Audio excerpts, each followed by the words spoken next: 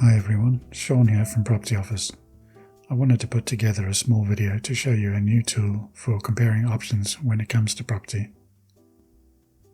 To do that, I will take the role of an investor looking to purchase an overseas property. Let's say you had $250,000 in cash and really wanted somewhere in Europe to invest. You also want to get a mortgage to maximize the size of the asset you can acquire. You want something fairly low maintenance, so your plan is to find an apartment in a nice area and rent it out long term. Now you are trying to weigh up a couple of options in different countries. Option A is the UK, somewhere around London. Purchase price is $400,000. Lender will do a maximum of 60% mortgage at 4.2% for buy-to-let, which means you need $160,000 in deposit and mortgage of $240,000. Expect rent to be £2,500 a month. Option B is in Spain, somewhere in Barcelona. Acceptable offer is €350,000. Lender will do a 50% mortgage at 2.89%, so a deposit and mortgage of €175,000 is required. The property has a nice view in a popular area and is expected to receive a rental of €2,700 per month. So the tool I'm going to model these scenarios in is PropertyOffice. PropertyOffice is a suite of property tools for anyone who needs to manage their finances, maintenance and documents. You can find a link in the video description which will allow you to register an account for free and do exactly what I am showing you here today.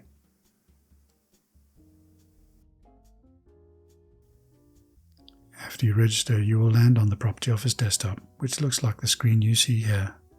The desktop is a windowed work area you can set up how you like, but you do have the option of switching to the layout mode, which is in the top right menu here.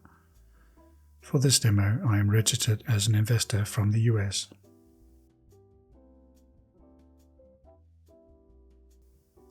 I will start by adding the London property. We can do that by clicking on Add Property here. Next, I will give it a name. Option A for this example. Then I will select United Kingdom and click Add.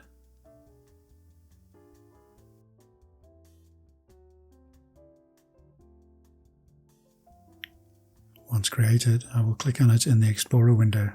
We are interested in the numbers, so let's head to Finances.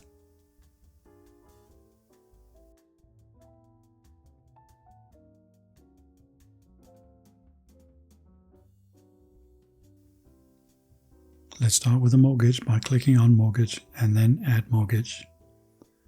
Set this to $240,000 at a 4.2% rate over 25 years. And it's a repayment. And we'll make the start date the 1st of December. Then we click Add.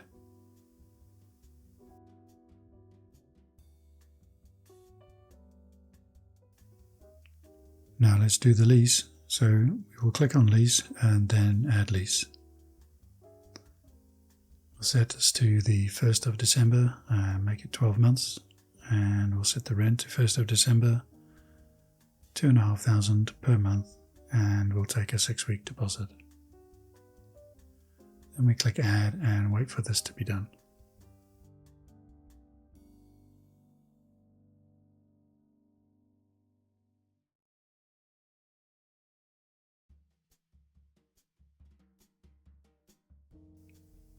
Now let's add the valuation by clicking on Valuation, Add Valuation. Let's set the valuation to the 1st of December as well, and that was $400,000 purchase price.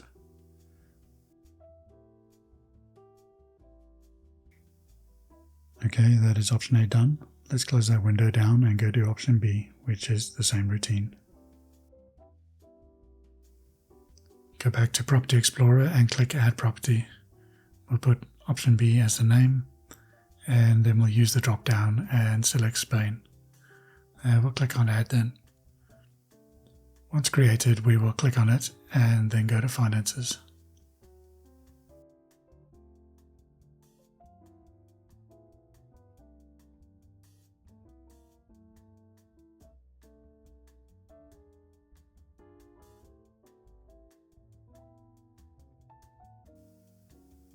So we'll go to Mortgage and add mortgage. That will then be €175,000 at 2.89%, and this is 25 years as well.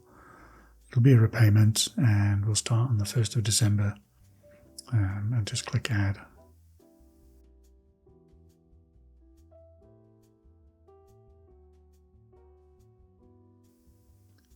Okay, that's done. Let's do the lease now. So we'll click Lease, Add Lease. We'll set the occupation to the 1st of December start date, and that'll be for 12 months. The rent will be 1st of December as well, at €2,700 per month, and that's a 6-week deposit, and we'll click Add after that.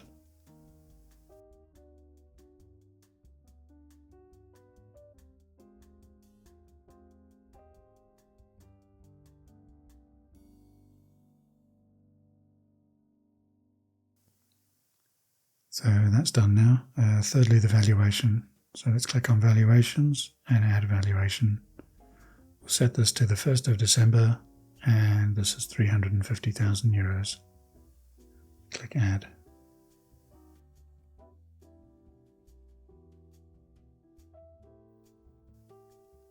We have both sets of data in.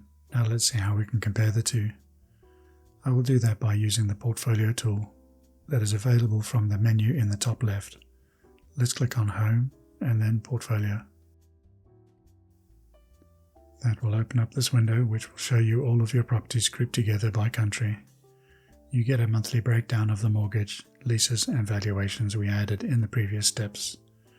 There is only the December numbers showing because we aligned it to the 1st of December, so I'm going to have a look at 2026 to give us a fuller data set.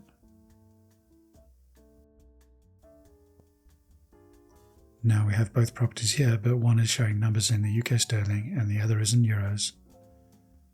We can actually toggle these results into our home currency, in this case that is USD, by switching over to the global view. We do that by clicking on the global link at the top of the screen. This will now convert all numbers to USD so they are more directly comparable. You will notice a new totals box at the top of the screen. This is the sum of your worldwide portfolio in your base currency, so both properties we added earlier. If we did own both properties, then the basic net yield looks like it'll be near 5%. We are wanting to do a comparison though, so let's skip down and look at the properties themselves.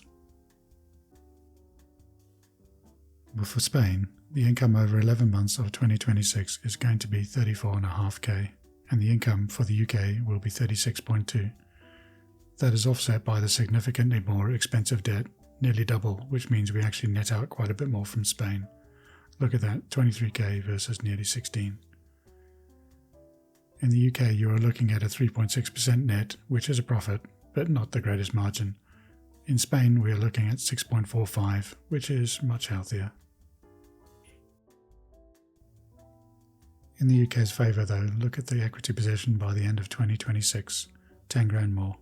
So that is another part of the story. Is the 7.2k more in cash or 10 grand more in asset value more important? The answer will probably come down to the type of investor you are.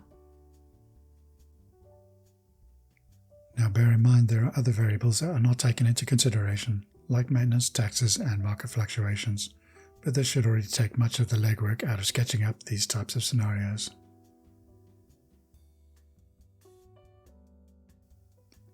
Thank you all for taking the time to listen. Please like, comment and subscribe. We are a small startup trying to do something useful, so your feedback and suggestions are essential to that journey. Take care and we'll see you in the next one.